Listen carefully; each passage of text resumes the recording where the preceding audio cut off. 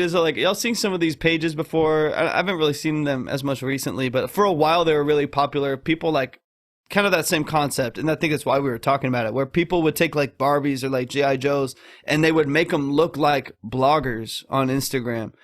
And so there'd be these like Barbies at the beach, but they would freaking take the pictures with like DSLRs and edit them, and it looked like it was like a human or something, but it's obviously this like little Barbie's plastic feet at the beach, barely touching the water. Like there's a bunch of pages like that. But like, you know how crazy it is to like work your whole life and like have a job and like do all these things, and you're like, you know what? I'm gonna start posting my Barbie on Instagram, and like that's the thing that like takes off.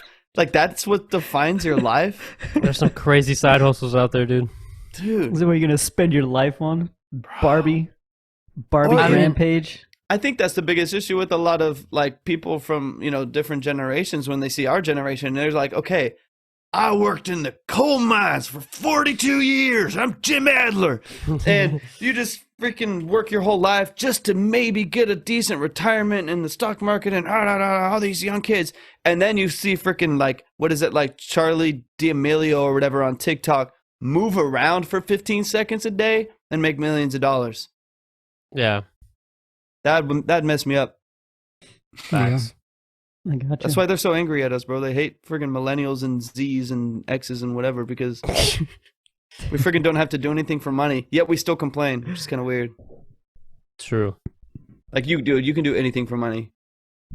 That is true. Yeah. You could figure it out. Depending on how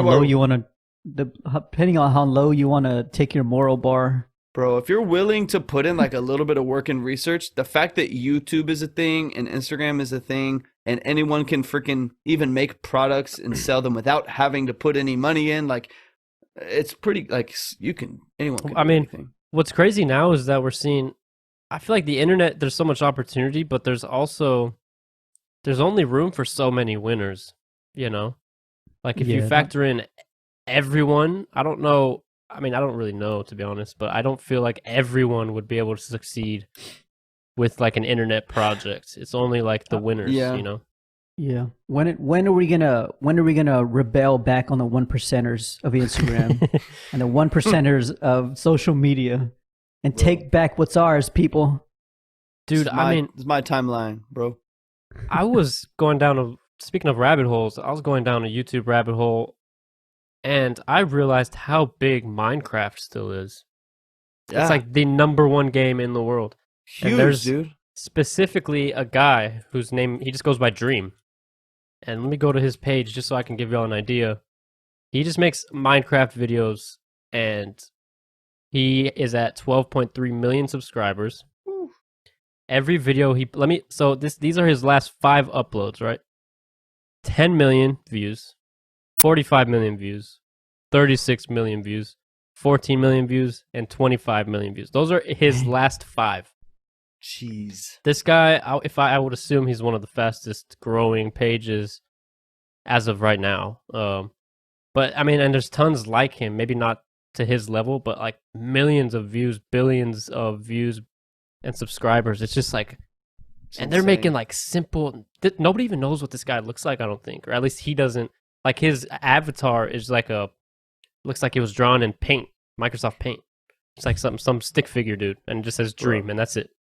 People just like his content, and it's just like insane, and especially being this game that has been out for the longest time, and it's just still so huge.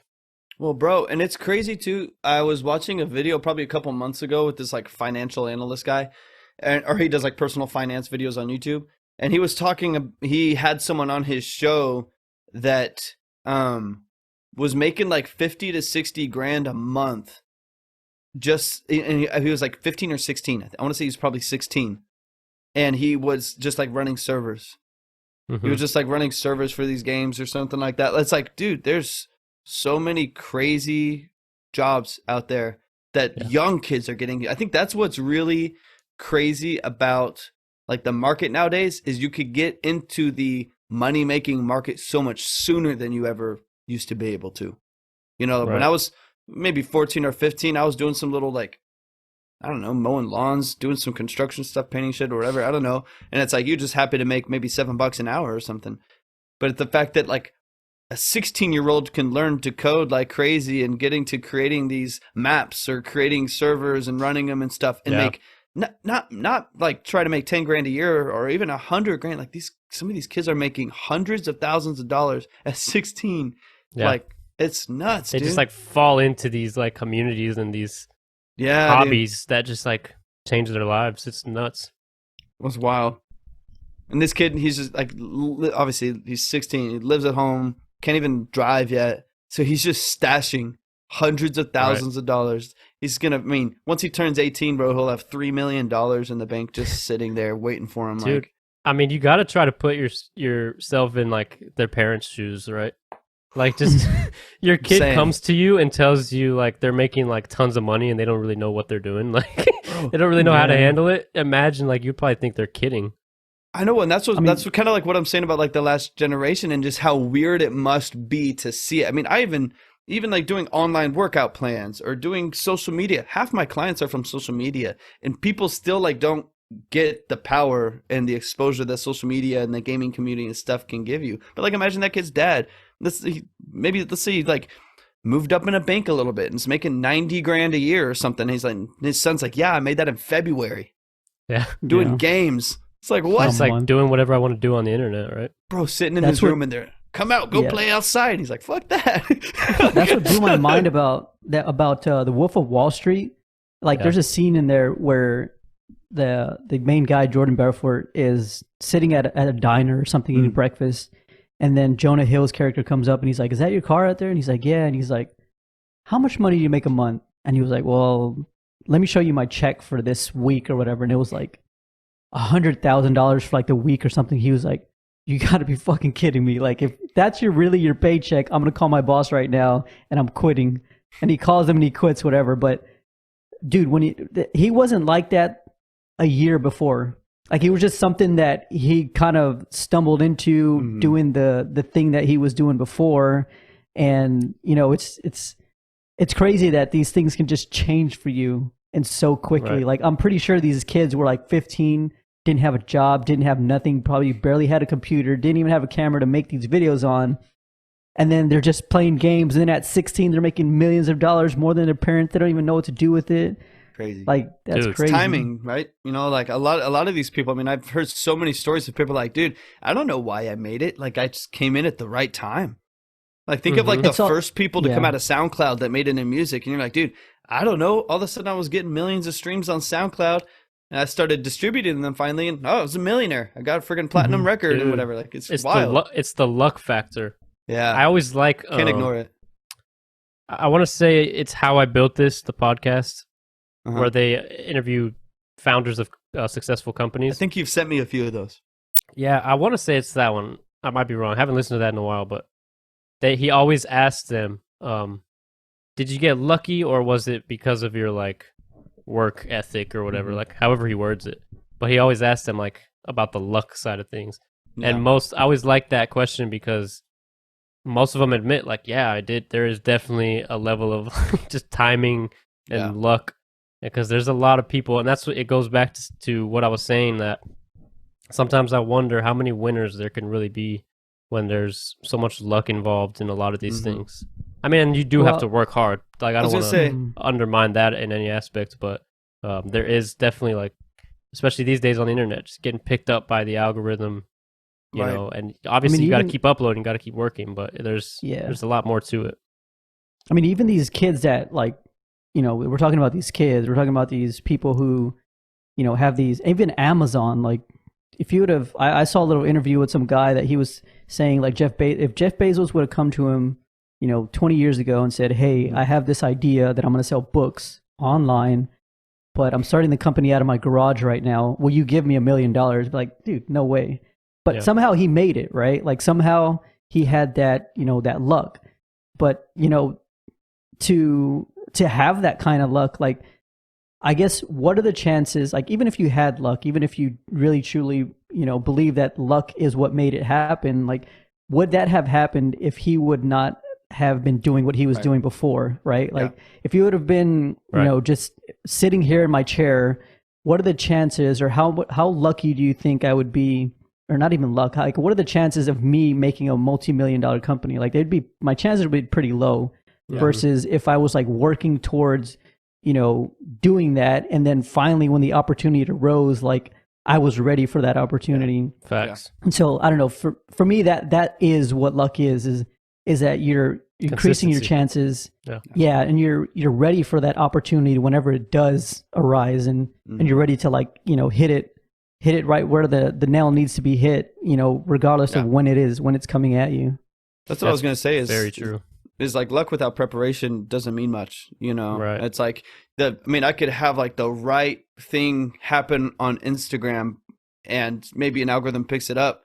But if I've got shit content or I've got, I don't have engagement or whatever the situation may be for anyone, it's like, there's also that saying like my overnight success took 20 years kind of a thing. Where it's like, yeah, I've been doing this forever and ever. And all of a sudden I made it to a certain level that everyone saw it. And once people saw it, it expanded like crazy. And the same with a lot of musicians that have like, yeah, I've been making beats since I was 13. Yeah. But you don't really think about that. All you saw was when they were 25 and their first song popped. And you're like, dude, all of a sudden, and you can say that it's like, oh, it's because SoundCloud became a thing, or it's because streaming services blew up, so all of a sudden there was more exposure. But the reality is that if you've curated and you've stewarded like your skill set and your gift and your whatever well, then odds are you're going to be in a better place to actually capitalize on whatever that luck may be. Otherwise, a lot of people get thrown off by it, That's true. It does have a lot to do with timing, though, because there are a lot of good ideas that just weren't at the right time. Like, I can't think of any right now, but I'm sure there's some out there. Yeah, I mean, it does make you think like how many people were presented with an opportunity that they weren't able to take advantage of because they weren't prepared or they didn't have the right mindset. It makes me think of like Mr. Beast is one of the biggest YouTubers now. And I remember seeing something about him where he was uploading daily for like a couple of years, averaging like 100 views per video, like something nuts. Like he was getting no views but still putting stuff out regardless. Like he didn't care. And then he's getting like 20 million views per video, and just like easy. I mean, that's this right here, buddy. It's that drive, dude. It's that drive. That's gonna be freaking Telcast clips right here. Let's go. Shit, we're going week by week, baby.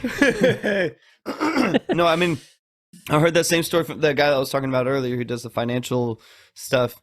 He was talking about that. He started YouTube. Right now he makes like $3 to $4 million a year on YouTube alone, just an ad. And then he makes a couple $1 million elsewhere. But it's crazy money. But when he started 5 years ago, which is not long, dude, like I've been personal training for 9 years. If I went from making however much I did then to $5 million personal training now, that'd be a ridiculous growth curve. But like you don't see that on anything except for like media-based companies, really, or tech. And so, but this guy, like he first uploaded, and you remember like his first like 12 videos had like 20 views. You know, like with anything that I upload probably had like 40, 50 views or something. Mm-hmm. And then he remembers like when he started getting like 100, 150. After about a year, he said he was making like $80 a day.